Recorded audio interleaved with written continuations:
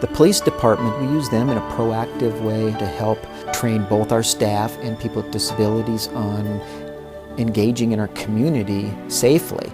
Our goal as an organization is for folks to participate and be part of the community, be out and about, to be doing things.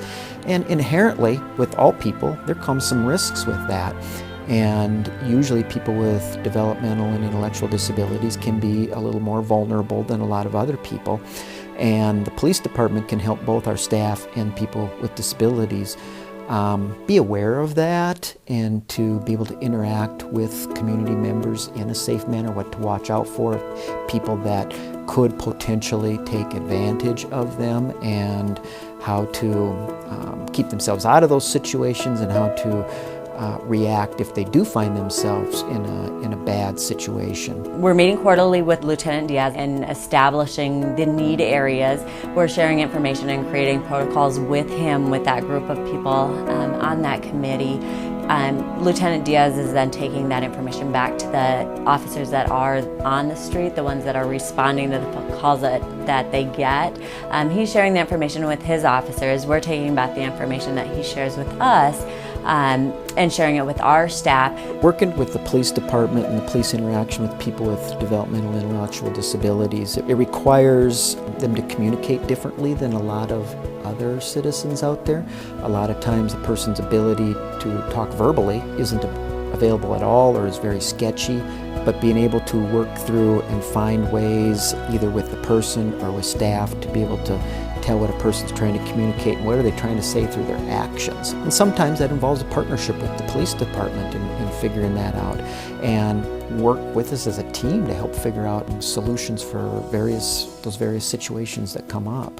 Some of the challenges that we come in contact with are just assisting people through their mental health, assisting them through what they're going through.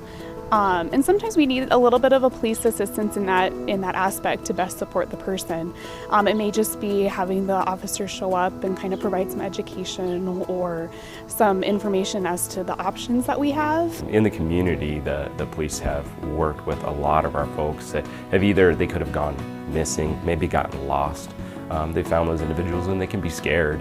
And so they've learned great ways to respond to them, to make them comfortable, to notify us as well. It helps us and it helps the person served. It's really good. A particular individual that we support was seeing things that were real to him.